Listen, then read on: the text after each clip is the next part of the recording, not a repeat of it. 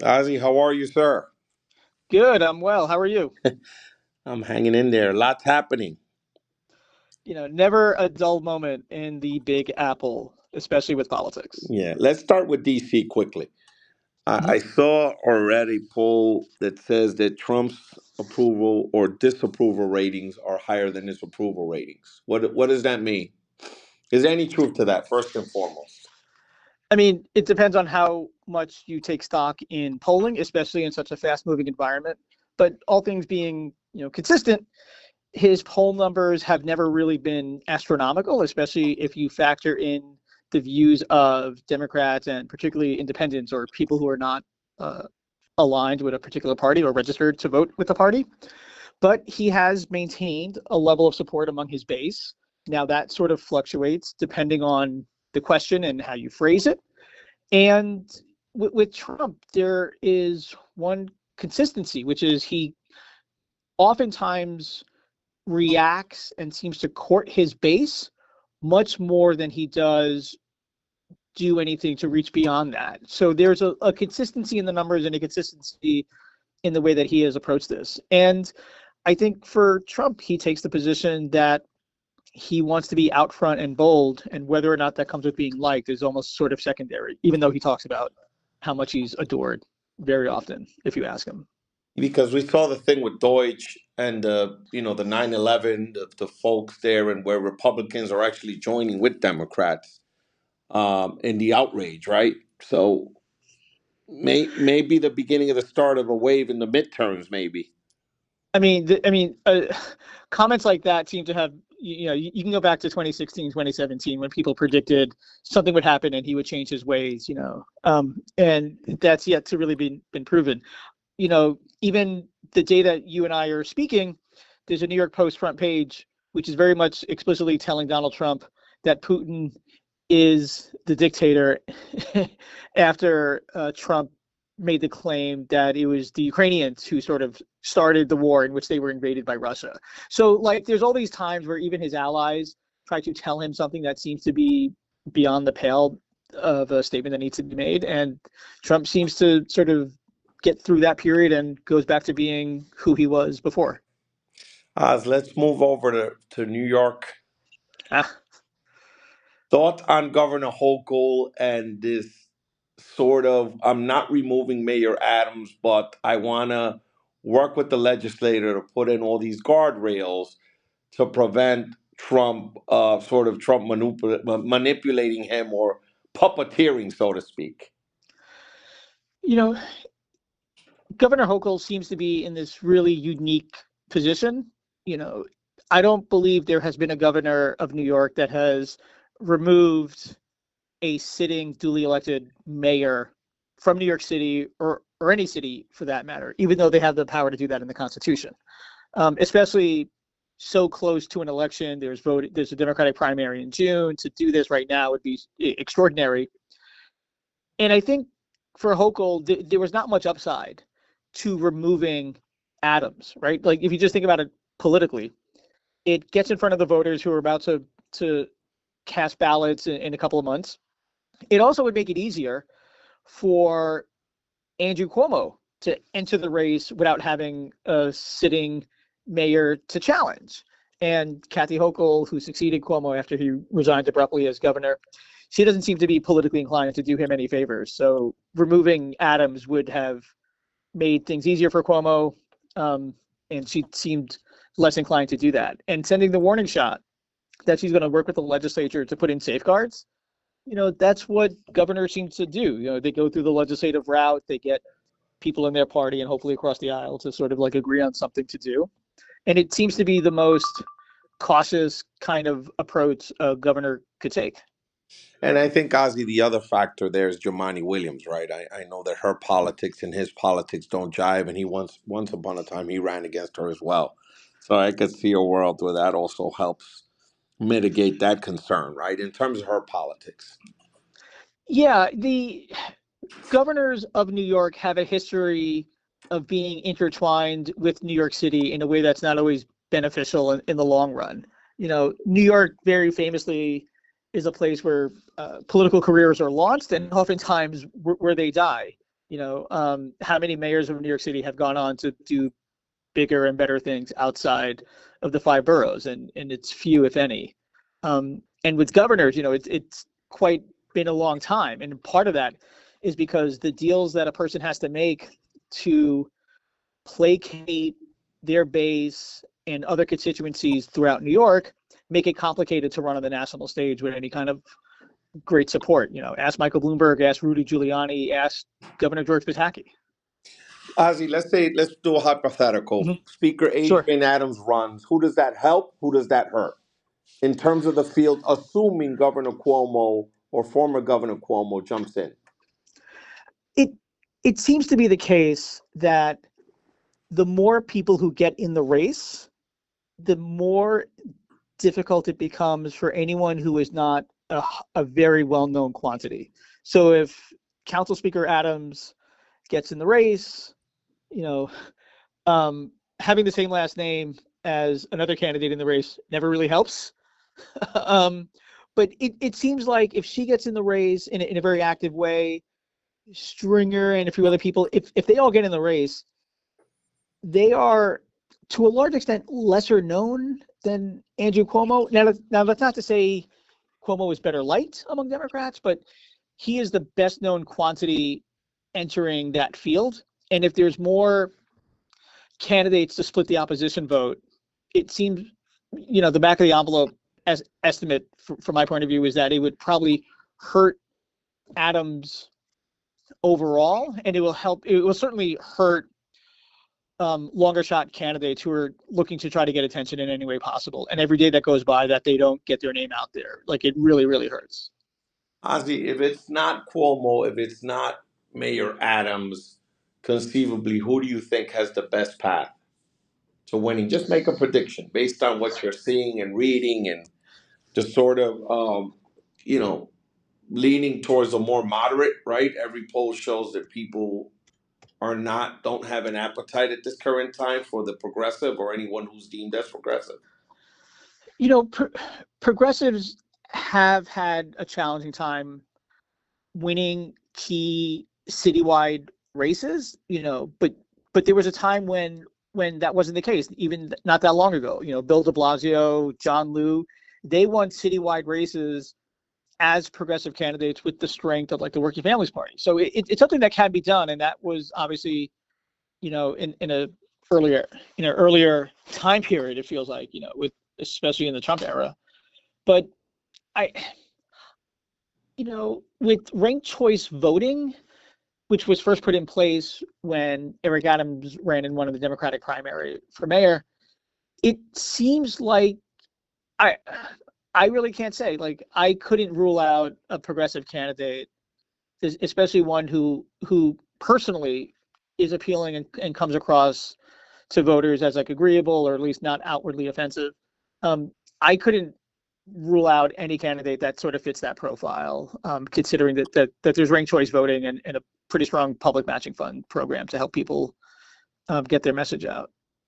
Oz, what do you make of the governor's poll numbers and the fact that despite all the major announcements she makes, which are good policy announcements, Mm-hmm. people seem that there's a lane there to attack her, which is become a normal thing, right? There was a time where, like, a Democrat wouldn't attack a Democrat, or there would be consequences. What do you make of this? Kathy Hochul, Meaning Delgado, yeah. Torres, right? We expect Mike Lawler, right, who's on the other party, but it seems like it's happening in her own party with her own lieutenant governor and Congressmember Richie Torres, seeing that it's like there are no consequences to attacking the governor for some bizarre reason.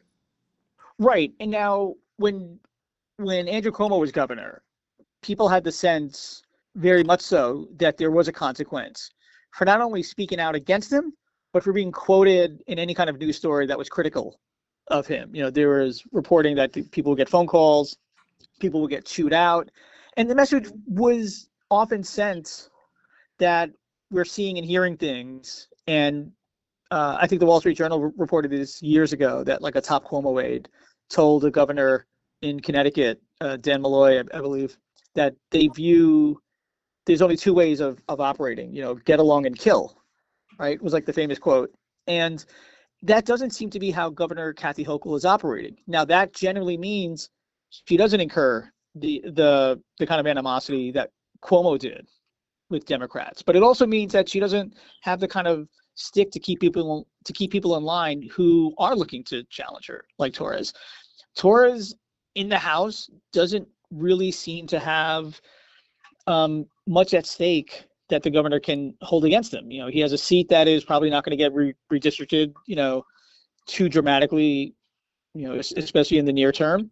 His fortunes are really tied up with Hakeem Jeffries and whichever party controls the majority in that chamber. And there's not a whole lot that Governor Kathy Hochul is really doing that can incentivize or challenge or even threaten him politically or legislatively. So he has really nothing to lose by challenging her and sort of making a name for himself in that way.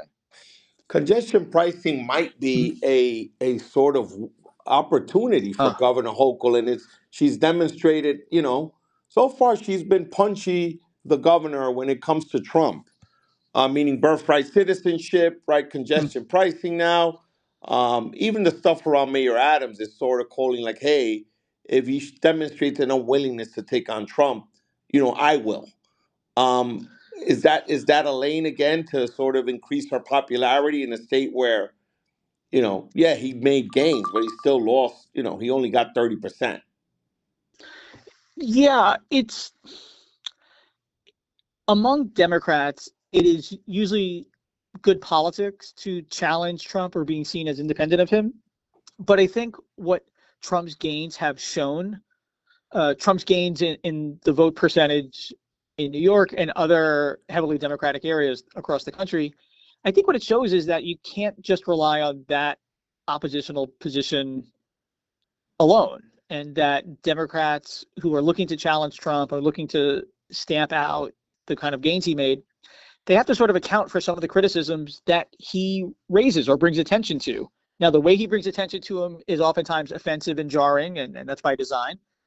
But when people say, hey, we don't build enough, it takes too long to get permits approved to build new subway stations or housing, especially affordable housing, it's fair to challenge Trump when he oversteps his bounds and makes outrageous statements or racist or offensive statements.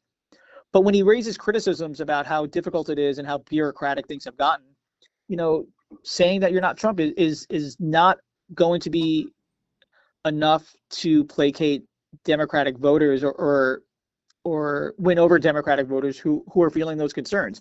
That is how Trump made some of his gains in New York. And of course, people's dissatisfaction with, the sitting incumbents also played a role in that.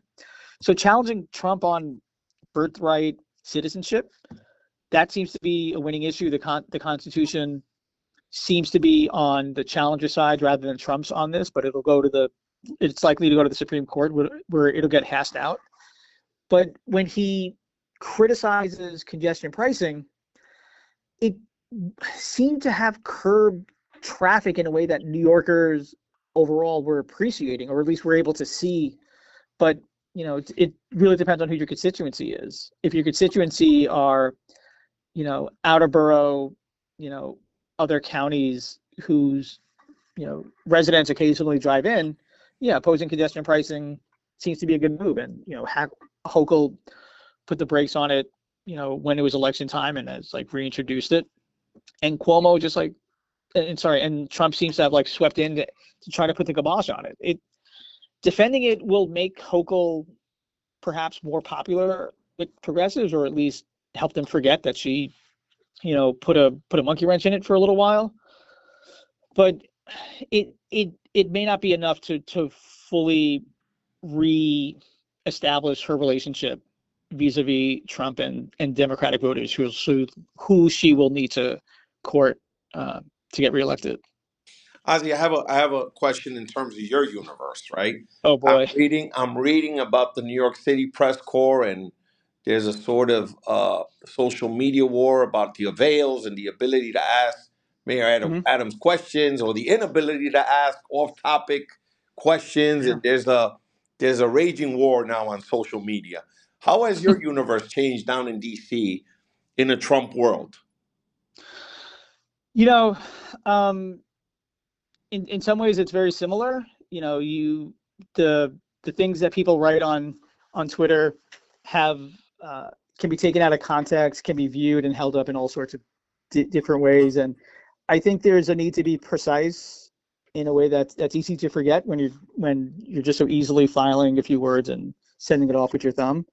But access to a principle is something that reporters often rely on and need, and it's very easy for a reporter to focus on that issue, and it could almost, and I'm not saying this about the New York City Press Corps, but if a principal withholds access and doesn't allow themselves to be questioned by reporters, it makes the issue of access front and foremost rather than the question that they actually want to ask.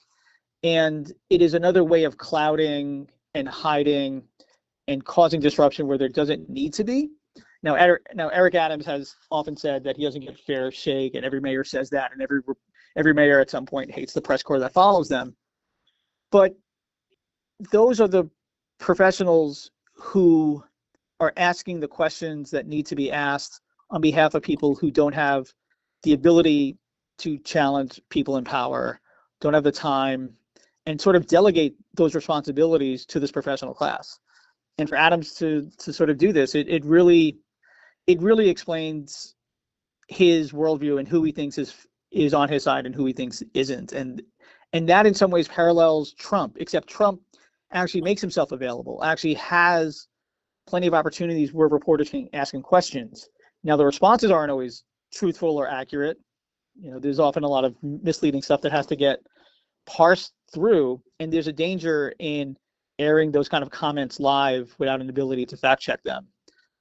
But Trump wades into the media in a way that Eric Adams doesn't, and they arguably couldn't have more of a different kind of strategy to the media. Now, they both do go towards their favorite media outlets and have regular conversations with them where they're told all the things that they want to hear. But in the way that Eric Adams hides and keeps the press at a distance, Trump, and it's sometimes hard for reporters at mainstream news outlets to sort of acknowledge this, Trump does make himself available to a greater degree than a person like Eric Adams. He relishes it. He actually enjoys the combat, sort of back and forth. Whether think about it, he has no interest in he's really just off the cuff.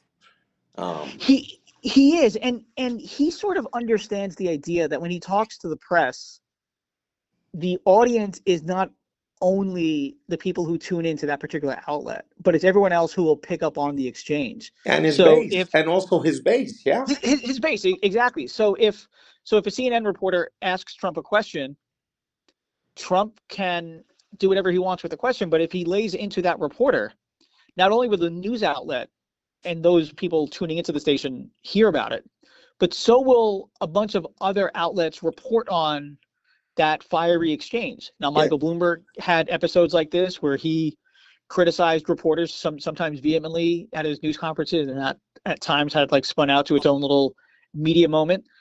But Trump understands that when he talks to a reporter from a certain outlet, it is an opportunity to not only put the question in the spotlight, but put that reporter and the legitimacy of that news outlet in the spotlight. And he seems to be very effective at turning the attention in that direction. And Eric Adams seems to be unable or unwilling to at least engage in a free-flowing conversation like that.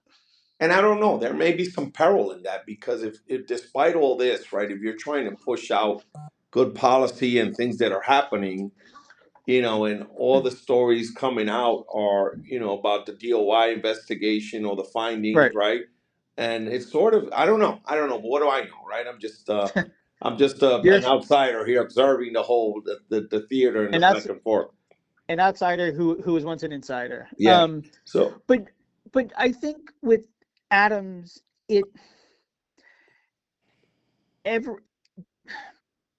lawmakers are wrestling with how to deal with the media landscape, and reporters and news outlets are as well. You have each person is essentially their own little mini publisher with their own social media accounts, Mm-hmm. their own ability to go on TikTok and create a somewhat engaging, maybe even authoritative sounding presentation of information, which for casual news consumers may pass muster as journalism, even when it's not. So de Blasio had tried to sort of create his own platform Mm-hmm. and universe where content was created that was favorable to him. And You so might is know Mayor something. Adams, right? His own radio show, his own His own. newsletter, right? Yeah. Now Bloomberg, who owned a financial news outlet, he understood that when he talked to, he made himself available for weekly radio interviews. I believe it was at WABC. De Blasio sort of continued that tradition by appearing regularly on WNYC.